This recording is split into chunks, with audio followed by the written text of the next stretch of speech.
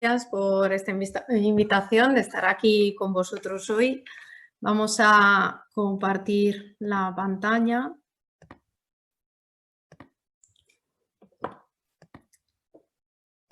Y bueno, según lo que digamos, la organización de esta jornada nos ha pedido, vamos a contaros la restauración de la Torre Bufilla de Bétera. Bueno, pues esta era la Torre Bufilla antes de la intervención. La Torre Bufilla es una torre árabe de construcción en periodo árabe. Era la torre, digamos, vigía o la torre de protección de un poblado, de una alquería, de una pequeña aldea que estaba construida alrededor, que ha desaparecido completamente y hoy en día el único elemento que queda de ese poblado es la torre. Aquí veis una serie de torres alrededor de Valencia, construidas alrededor de Valencia, pero que no suponían un anillo alrededor de la ciudad, simplemente eran pues alquerías, todas eran torres como la que nos ocupa, torres de pequeñas aldeas que más bien lo que hacían era gestionar, digamos, todo el tema agrícola alrededor de la ciudad de Valencia, con lo cual, digamos, toda la agricultura y los terrenos y los poblados alrededor de la ciudad de Valencia. Tenemos actualmente más o menos 25 torres de estas, cada una en una situación diferente, ¿no? Tanto de estado de degradación como de intervención. Aquí veis algunas de ellas. Tenemos desde torre casi no intervenida, como la Torre Musa, que es la primera que veis a la izquierda, a torres metidas dentro, digamos, del pueblo o de una pequeña ciudad, como la que vemos central, donde el propio edificio del ayuntamiento la rodea con una arquitectura muy nueva, ¿no? Y completamente contrastante, a torre como la de Almusafes, que tuvieron pues una intervención bastante importante, ¿no? Que con la reconstrucción de toda la parte alta, allá donde veis que acaban la ventana, de allí para arriba fue completamente reconstruida hasta sin saber exactamente hasta dónde llegaba la torre en su origen, ¿no? Y con pues, un acabado que la cambia completamente su aspecto. Bien, este es el asentamiento de Bufilla, el que nos ocupa. Era pues una aldea, como os decía, con alrededor de unas 40 casas, se calcula, lo que pasa que no se ha podido excavar en su totalidad, se ha excavado solo una pequeña parte.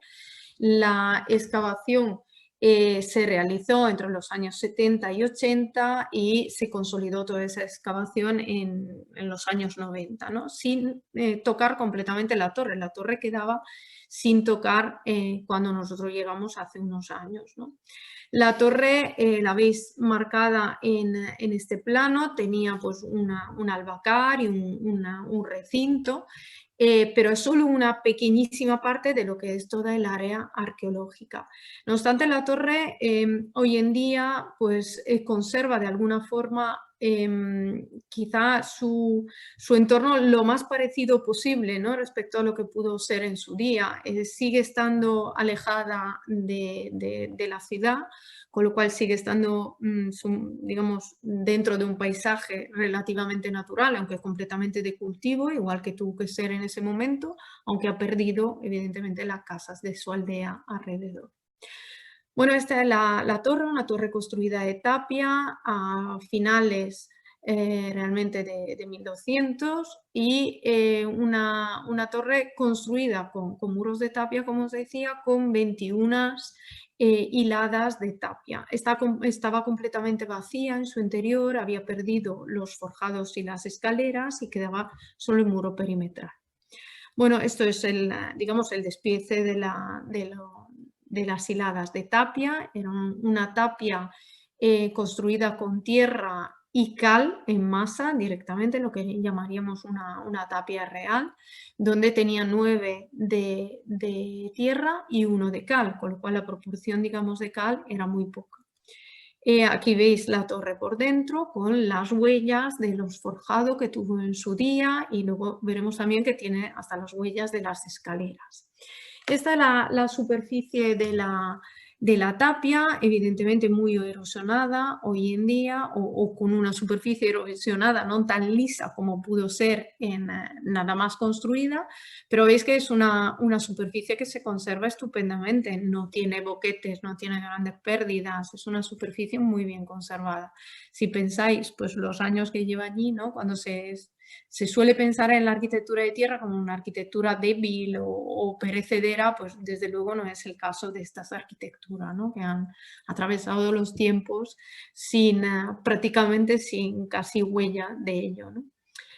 Bien, lo que sí que los daños que tenía la Torre Bofilla eran prácticamente todos ligados a la acción antrópica y concretamente el gran vacío alrededor de la puerta, por lo que se había perdido la propia puerta, se debía a que bueno, en un determinado momento alguien quitó el arco, probablemente estará en alguna casa o algo de los alrededores o no sabemos exactamente dónde, pues al quitar el arco pues se desprendió todo lo que era el muro alrededor y generó una gran grieta que afectó hasta la esquina de la torre. Bueno, pues todo eso digamos que era una acción no provocada por el tiempo, no por la debilidad de la propia torre, sino por la acción del ser humano. Estas son las pruebas que hicimos, tanto de la masa de la propia tierra, de un conjunto que, como os decía, era de tierra y cal. Y bueno, pues estas son simplemente unas imágenes para que veamos cómo, por ejemplo, en Marruecos se sigue construyendo de la misma forma, ¿no? Que 800 años después seguimos, estos son fotos de los años 70, pero estas son fotos de José Manuel López Osorio de la actualidad, ¿no? De cómo se sigue construyendo y nos tenemos que imaginar que se construyó exactamente de la misma forma. Aquí veis cómo además esa tapia se acababa, digamos, se acababa su superficie, no tenía un enlucido añadido y cómo una vez, digamos, que se acaba esa obra de tapia con esa última capa simplemente de acabado de la propia tapia, quedaba prácticamente completamente lisa. Con el paso del tiempo, que es el edificio número 1, es como con el paso del tiempo esa costra o esta superficie se erosionaba, de forma que es muy parecido a lo que tenemos nosotros o que teníamos en el momento de la intervención en la Torre Bofilla. Bien, también de la torre aprendimos un montón de cosas sobre la construcción, por ejemplo, que estaba construida con unos tapiales, unos encofrados corridos. Eso se ve también por la huella de estos elementos verticales, que eran los barzones, elementos que servían para aguantar las fronteras de los tapiales, pero que marcan solo en el momento que se unen, ¿no? Esos elementos dejan una huella porque los tapiales modulares se unen entre ellos para hacer un único encofrado corrido. Bien, además aprendimos también otras cosas de estas aparentes grietecitas inclinadas a lo largo de la torre, que en realidad son estos elementos que veis aquí, esta inclinación, no son nada más que la huella del sistema constructivo. La torre estaba construida con encofrados corridos, como os decía, continuos en las esquinas. Las esquinas son siempre un elemento evidentemente de debilidad, porque si se construye por módulo, es como cuando construimos con un Lego, ¿no? Que un módulo va cruzando con el otro o va trabado con el otro, pero deja de alguna forma el cruce justo en la esquina. Entonces, en estos casos utilizaban un encofrado continuo para encofrar la esquina en una única pieza y era un encofrado en U que se iba girando de un nivel a otro, construyendo primero una mitad y luego la otra mitad y girando a nivel superior. Pues esas inclinaciones que veíamos antes era justo el punto de contacto entre la primera parte que se construye, la primera U, y la segunda U que se construye girando el mismo encofrado. Bueno, pues tenía unas franjas también construidas remarcadas con un mortero de cal muy fino para de alguna forma cerrar las juntas entre los tapiales para que no entrara el agua. También estudiamos todas las huellas de de las agujas, que son también muy, muy interesantes porque nos daban también pautas de la construcción. No entro en el detalle porque hay mucha historia detrás de esto, ¿no? Pero esto simplemente en esta imagen vemos, por ejemplo, la junta inferior de la tapia, la aguja superior de la tapia inferior y la aguja inferior de la tapia superior, ¿no? Y todo eso se podía seguir y nos ayudaba a entender cómo se había construido todo esto. O las agujas de esquina, que eran rectangulares en vez de redondas, porque eran media agujas. O sea, todo eso nos habla muchísimo de la construcción de ese momento. Elementos de madera de refuerzos insertados dentro de la propia torre, algunos elementos de ellos. Bueno, elementos también que servían, también elementos de madera que servían para conformar las aspilleras o los huecos. Y bueno, pues ya las huellas de los forjados, que aparte del retranqueo del muro, se veía en el propio muro la huella de la llegada de las viguetas, y estudiamos, pues, digamos, el mechinal de las viguetas, y allí donde faltaban los mechinales justo se insertaba la escalera. Los forjados también iban girados de un nivel a otro para no debilitar siempre el mismo muro, ¿no? Y la posición de la escalera. Bueno, la datación, la verdad que es bastante, juntando todos los tipos de análisis que hicimos, carbono 14, las cerámicas, toda la investigación histórica, pues la torre tiene que haber sido construida alrededor de 1220. Estos son los estudios de madera también, de las poquitas esquirlas de madera que encontramos dentro de los mechinales, pudimos digamos, saber que los forjados estaban construidos con olivos. Hoy en día no tenemos olivos alrededor de la torre, y tampoco podemos imaginar a lo mejor que pues con los forjados que tenían por lo menos entre 6 y 7 metros casi de longitud, las vigas principales, pues que tuvieran esa altura, ¿no? Sin embargo, eran olivos silvestres, como los que veis aquí, que son unos olivos del Líbano, que tienen unas dimensiones impresionantes y de las que se podían sacar unas enormes vigas, ¿no? Probablemente algo parecido a esto tenía que ser el entorno de la Torre Bufilla en aquel momento. Bueno, estas son las huellas, como os decía, y esto es quizá cómo podrían haber sido esos forjados en ese momento. Bien, la obra de restauración, en consecuencia, parecía una obra un poco delicada, pero daros cuenta que aquí hubo un problema importante, estructural. Realmente aquí tosíamos dentro y se nos caía algún trozo encima. O sea que, bueno, por muy delicado que quisiéramos ser, con la historia había un problema estructural importante. Aquí tenéis los fotoplanos por fuera y por dentro. Y sobre todo este problema que era preocupante porque se estaba desgajando. Bien, intentamos pasar por allí y respetar un poco lo que eran las superficies como eran, digamos, y la pátina como era, pero había zonas que había que acometer, como este trozo que estaba pues, en riesgo de caída, y toda esa zona que os decía yo, interior, que se caía, o esta zona erosionada donde se depositaba un poquito el agua. Lo primero que hicimos fue cepillar la torre, digamos, quitar todo el tema de los líquenes y microrejuntar la zona erosionada para evitar bolsas y lagunas de agua. Esto es el resultado de la zona ya microrejuntada, es decir, sin tratar de alterar de alguna manera la erosión del tiempo, la erosión que da ese valor a la torre por el paso del tiempo. En esta restauración y esta limpieza pues aparecieron muchas más franjas decorativas de las que en un principio habíamos pensado, tanto en la coronación como en la base, tapando las juntas, tapando los mechinales, es decir, digamos, dándole unas buenas botas y buen sombrero, como dice la tradición en varios idiomas.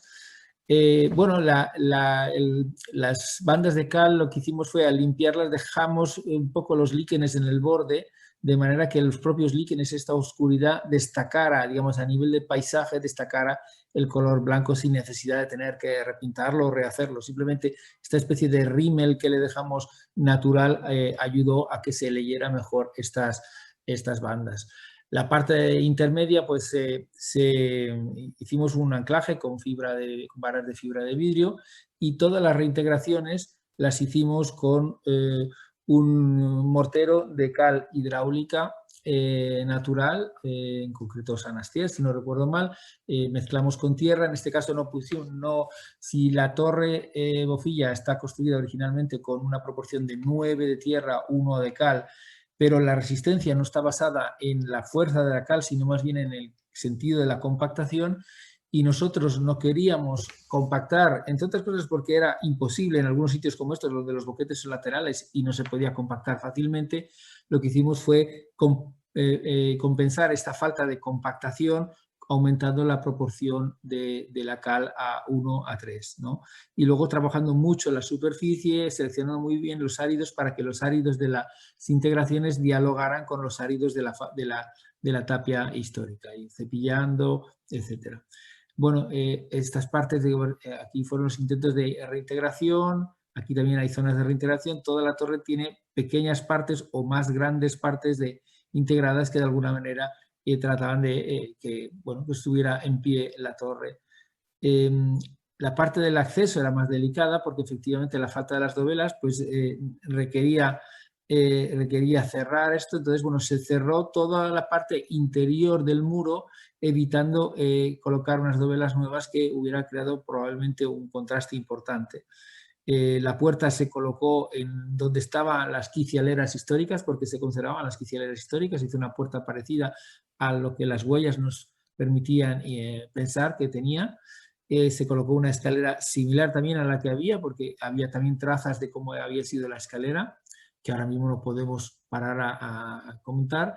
Y luego se hicieron los forjados con madera nueva, utilizando los mechinales vacíos que había. O sea, si había 13 viguetas, pues 13 viguetas, si había una viga, o sea, exactamente en los mismos lugares, pero primero no teníamos madera de olivar o de acebuche para colocar aquí, o sea, y luego de las 64 viguetas que había, no es que faltaran una vigueta, entonces, bueno, dices, busco un olivar, ¿cómo sea lo integro? Sino que faltaban todas, de manera que decidimos restituir los forjados históricos siguiendo el ritmo, pero con una madera nueva. En este caso es un pino laminado en vertical y que apenas entregan los bordes para evitar hacer más daño o ningún daño a la torre. Esta es la escalera, las escaleras recolocadas, y esto es la torre acabada antes y después a la derecha. La parte del paso de ronda era mucho más compleja porque bueno, había las huellas de 2 vigas grandes y luego un forjadito muy muy ligero y lo que es el desagüe se producía en la parte inferior, de manera que esto debía ser por necesidad calado porque el desagüe estaba en este forjado.